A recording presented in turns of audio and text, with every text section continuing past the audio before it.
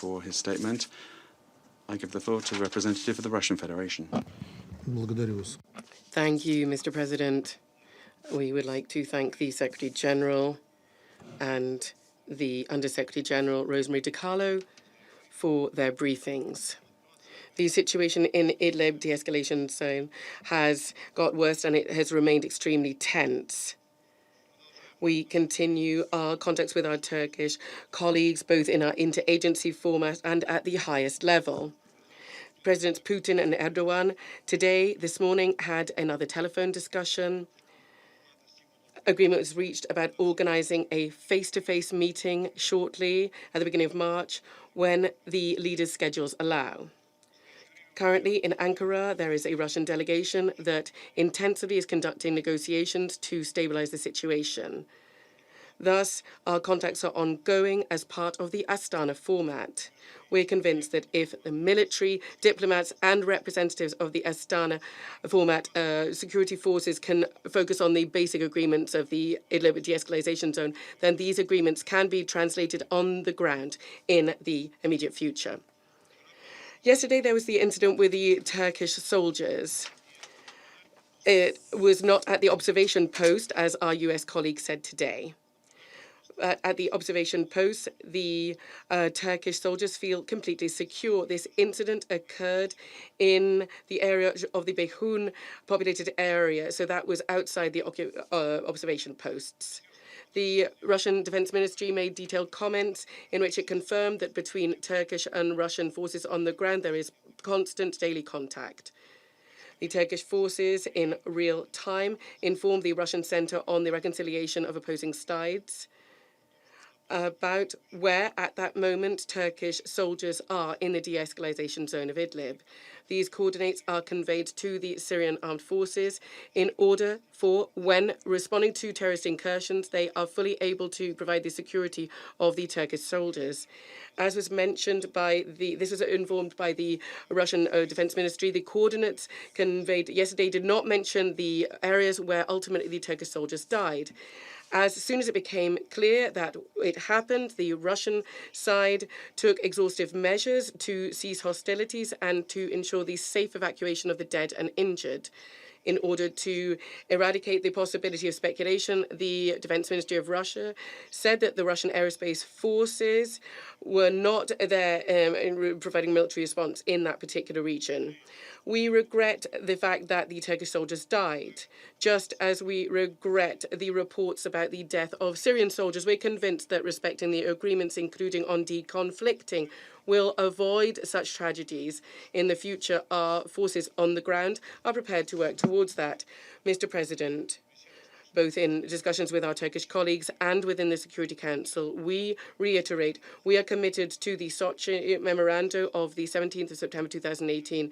I'd like to remind you the essence of these agreements: the separation of the opposition from terrorists, the creation of a free demilitarization zone from jihadists so that nobody can shell civilian facilities or the positions of the Syrian army or the Russian military bases from there, and also provide unhindered access to important facilities for the Syrian economy, and also that's something that's very important to the economy, namely the M4 and M5 highways. This is our aim together. We do understand that these goals are difficult, but we can together make them a reality. We'd like to underscore that in adopting the decisions, they are temporary in nature because, as the Sochi Memorandum states, we're talking about the national territory of Syria, the sovereignty and territorial integrity of which is the parties' support and which is guaranteed by the UN Charter.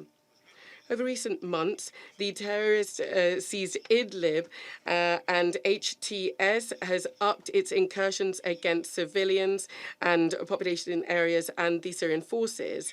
Responding to the ongoing violations of the ceasefire within the Idlib zone, the Syrian army does, of course, is fully in its rights to respond and clamp down on the terrorists. We can't ban the Syrian army from upholding the commitments in Security Council resolutions on an uncompromising combat with terrorism in all its forms and manifestations. I would underscore here that this is in its own territory, the territory of sovereign Syria, and on nobody else's territory. Today, Rosemary DiCarlo reminded us that Hayat Tahrir al-Sham is recognized as a terrorist organization by the UN. It is recognized as such by Russia, by Syria, in Europe, in the US, and in Turkey.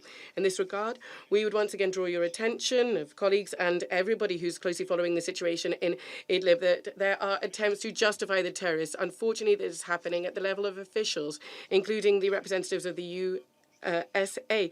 We consider discussions saying that Hayat Tahrir al-Sham aren't so much terrorists, but they're actually patriots and revolutionaries just because they are fighting the lawful, legitimate Syrian authorities. We deem these statements to be unacceptable and extremely dangerous.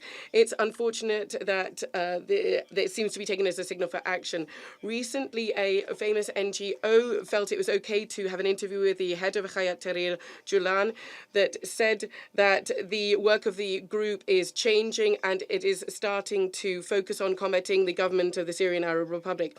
My Syrian colleague yesterday, when talking about calls for a ceasefire, said, why did nobody have a discussion with bin Laden or al-Baghdadi? We don't even recall such people being interviewed by Western journalists. If we're talking quite frankly, then we do have some questions about weapons that are in the hands of terrorists. The Russian Foreign Defense Ministry regularly provides information about this, and it's openly on the site. There are video clips and photos. It's clear that the fighters are armed with the absolute latest version of Western military products: drones, armored vehicles, small arms and light weapons, missiles, anti-tank and anti-aircraft equipment. These weapons are directed against Syrian and Russian forces and against civilians. I would very seriously like to warn Western colleagues from repeating their mistakes of the past when, in order to achieve their geopolitical goals of changing a regime in Iran, Libya, or Russia, they have focused on combating terrorism. So they've used terrorists for pursuing their geopolitical aims. And then they can't control that. This has never actually occurred in history. We'd urge all of our colleagues to remember the fact that with terrorists, it's impossible to make any deals, especially because they are focusing on this, in particular in the context of Syrian settlement. We underscore the need to pool efforts to combat terrorism and to cooperate to de-escalate the tensions. We're prepared to cooperate with all who really genuinely want this. It's important for this understanding to have cooperation and it to be displayed at all stages, and not just when we urgently need to settle the crisis. I'd like to remind you that in 2003, when Iraq was bombed on a rustled-up reason, there was no discussion about cooperation with the UK and US colleagues. And then there was Libya, and de facto, because of a violation of the Security Council resolution, the country has fallen apart.